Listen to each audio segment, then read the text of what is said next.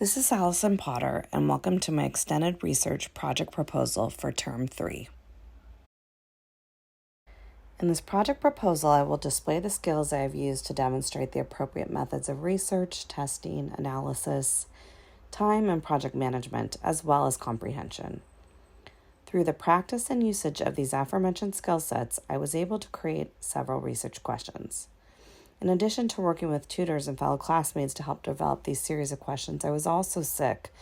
Therefore, some of my extended research project questions and topics I have crafted for the Teaching Block 3 were created during my personal studies.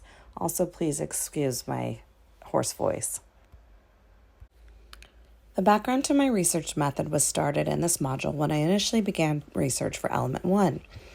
I was interested in exploring subjects around the evolution of beauty standards for women and how that would evolve in the future. I examined that from a dystopian, utopian, and realist point of view. From this rationale, I then developed topics around skin and beauty. I have personally dealt with commentary from strangers, friends, family regarding my experience with psoriasis and psoriatic arthritis. So this is a subject matter that I have personal experience with and interest in exploring, and how that will also relate to the media and graphic design as well as the future.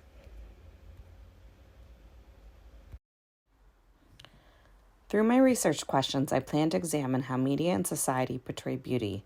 I will examine this specifically in regard to skin, the largest organ in the human body. The research questions that I will address are as follows. Question 1. How do media and beauty standards around skin intersect to create Western societal and capitalistic demands? Number 2. What is the best method to create awareness and acceptance about different types of skin disorders in Western society? Question number 3. How can all types of skin act as a design canvas to reflect and influence Western culture? I read the excerpts from the following books as well as several other articles about the history and evolution of beauty as it relates to design, media, art, psychology, pop culture, capitalism, consumerism, fashion, and decolonialism. All of them indirectly or directly reference perceptions around skin in Western society. One such book is The Beauty Myth by Naomi Wolf. In this book, I would review it for discussions of Western views on women's equality and beauty standards. Wolf describes a compulsive pursuit of beauty. She also discusses beauty as a currency. Another book I would reference is Ugly by Anita Bogwandus, where she discusses where media's obsession with standards of beauty originated and how they demand people fix, grow, and develop and tip into a dangerous obsession. The first article, Revisiting Beauty by Havlin and Baez, looks at how is beauty being redefined in light of race, disability, class, gender, sexuality, economics, capitalism, and what are forms of resistance, and what are the countercultural movements, which I think will be helpful for maybe an activist angle to my project. For academic articles, I found myself gravitating more towards topics surrounding media and psychology. For example, I found an article, Americanized Beauty, Predictors of Perceived Attractiveness from U.S. and South Korean Participants based on media exposure, ethnicity, and socio-cultural attitudes towards ideal beauty. So I'm more interested in doing it between the U.S. and the U.K., but I thought I could use that as an example of how to recreate that focus. I also looked at a lot of academic articles about psychology and well-being and distress around beauty and the concept of beauty. Many of them were more about specific to body dysmorphia and eating disorders, but looking at the broader picture, it can be some foundational knowledge. For more theoretical research, I looked at other artists' work online and in museums locally here for inspiration on how skin can be a canvas for art, and it can be anti-capitalist and also a form of activism, such as Barbara Kruger's work at Serpentine Gallery, Jessica Walsh's on her website, Steven Sagmeister's online Andy Warhol's Women in Revolt featured at Tate Modern, and also the Cult of Beauty show at the Welcome Collection, and how they all address skin and it as a canvas and as a color and typography for different purposes, or as activism from a female standpoint. I also did initial research around theories regarding campaigns, media, and culture, because I wanted to see how pop culture and advertising campaigns were addressing skin concerns and how they were campaigning for awareness and acceptance, such as Winnie Harlow having a modeling career with vitiligo, Halsey showing her stretch marks, Mother Care showing stretch marks post-birth, Leanne Rimes with her psoriasis in a Glamour magazine photo shoot, Cara Delevingne with psoriasis intentionally showing them at a Met Ball, and a Dove campaign addressing all skin types as worthy of celebration.